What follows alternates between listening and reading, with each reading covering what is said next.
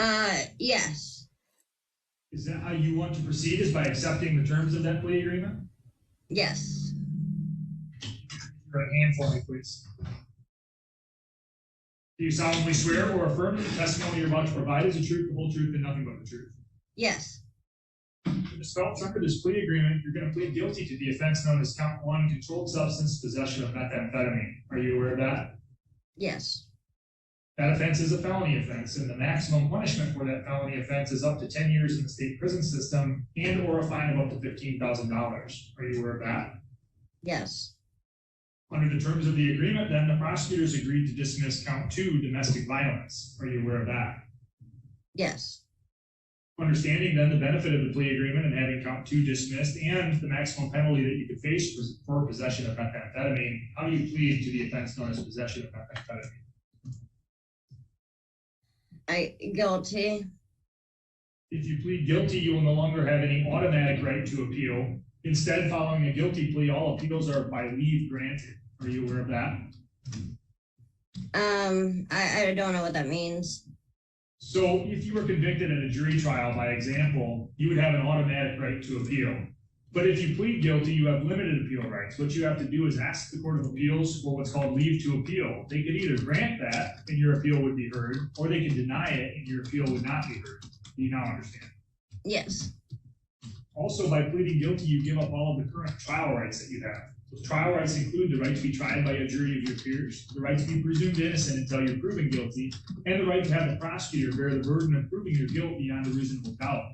At your trial, you'd have a right to have the witnesses against you appear at the trial and to see, hear, and question those witnesses. And you would have the right to have the court order any witness on your behalf to appear at trial. You would have the right to testify at trial. You would have the right to remain silent at trial and not have that silence used against you. But if you plead guilty, you lose those trial rights. Are you aware of that? Yes. And because you're giving up the right to trial itself, of course, that also means that you give up the right to challenge other things that you might have been able to challenge if you did have a trial. Are you aware of that? Yes. Outside of the plea agreement that we've talked about on the record, then, has anyone promised you anything to get you to plead guilty? No. Has anyone threatened you in any way to make you feel like you have to plead guilty? No. Are you pleading guilty freely and voluntarily? My attorney suggested that I do. Well, that was not my question, Ms. Phelps. Your attorney makes suggestions all the time. That's part of his job. But the question is, are you pleading guilty freely? Yes. Are you pleading guilty voluntarily? Yes.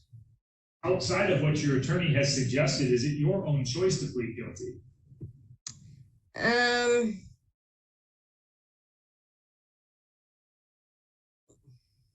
Not really. Then I will not proceed any further, Ms. Phelps. This is not a difficult process. The process is either A, that you want to take advantage of a plea offer, or B, you don't. The effect of either one of those choices then has the next effect. If you plead guilty, I'll either accept it or I won't, and then I'll set the matter for sentencing. If you plead not guilty, I'm going to set the matter for a jury trial, and the jury trial will be for the jury to determine whether or not you are guilty of count 1 or count 2, more specifically whether the prosecutor can prove those things. So do you want me to set a jury trial then? No, I'll take the agreement. Is there a question in your mind about whether or not you should go forward? I really don't know. No. Again, your two options are starkly different. One is you accept the terms of a plea agreement, which is you plead guilty to the possession of methamphetamine and the prosecutor dismisses this domestic violence. If I accept that plea because I find there's enough evidence to accept it, then I would sentence you in about a month. The other option is you could deny the plea agreement and you could ask me to set the case for trial. If I set the case for trial, the jury will determine whether the prosecutor has proven each of the elements of each crime beyond a reasonable doubt. If they agree that the prosecutor has proven it, they'll find you guilty. If they believe the prosecutor is not. Just real quick, she has domestic violence and methamphetamine charges. So they're going to drop the domestic violence, which goes with you for the rest of your life if you get that. And she doesn't know what to do here. Not proving the elements, they'll find you not guilty. Do you have any questions about those differing options? No. How do you want to proceed? Guilty. Are you pleading guilty freely and voluntarily? Yes. Is it your choice to plead guilty? Yes. The prosecutor charges that this happened on or about May 6th of 2023. Does that sound accurate? Yes. On May 6th of 2023, were you present in Otsego County? Yes. Did you knowingly or intentionally possess the controlled substance methamphetamine on that date? No.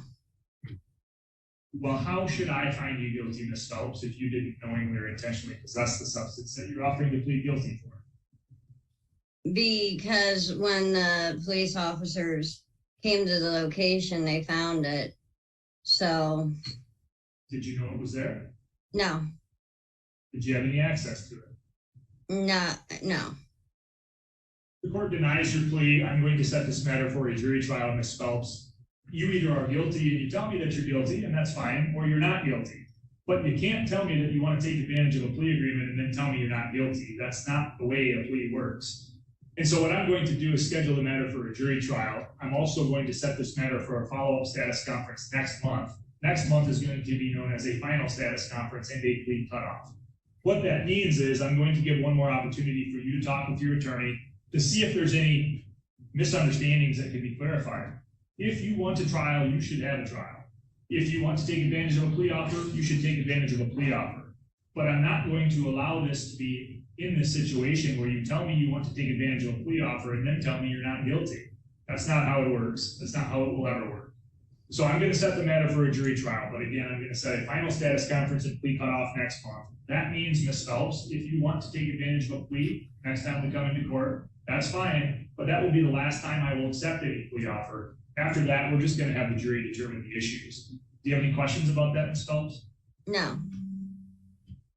Mr. Fenton, on behalf of the people, do you have any objection to the court's suggested course of action? No, Your Honor, but if I may, before we conclude, just to remind Ms. Phelps, I'm looking at the affidavit.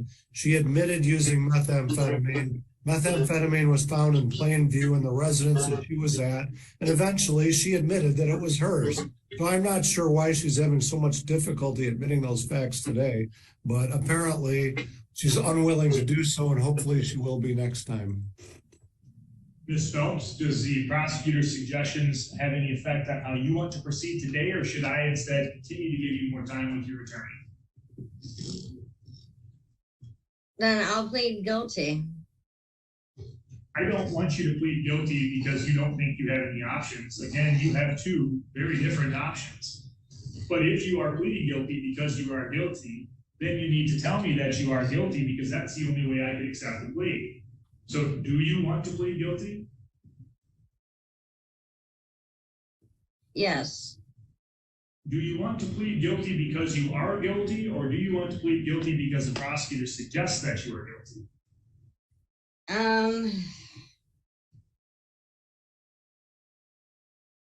I guess guilty. Because you are guilty, or because the prosecutor suggests that you're guilty? Because they're suggesting. Well, that's not acceptable to me, Ms. Phelps, and nor will it ever be. The prosecutor appears to believe that he has a strong case against you. You should talk about that issue with your attorney and decide how you want to proceed. The questions will be identical next month, but the answers will be either one of two things. Either one, that you want to take advantage of a plea offer, that's fine if you do, or two, you want the court to set the matter for a jury trial for the jury to determine the issues, and if that's what you want, that's fine as well. I don't care how you proceed. I just need to make sure that the case proceeds in one of those two manners, or a different manner that might be suggested by your attorney or the prosecutor. But for now, that's what we're going to do. We're going to adjourn. I'm going to direct that you talk with your attorney so that he can clear up any misunderstandings you might have. And I'm going to ask that you be ready to proceed in one of those two manners when we return next month. Do you have any questions, Ms. Phelps? No. Mr. Gilo, in light of all that's happened so far, did you have any comment or suggestion for the court record today? Well, he has comments. Not at this time, Judge. He just can't say them. Speak next month, Ms. Phelps. You'll join us the same way as you're joining us today. Okay, thank you.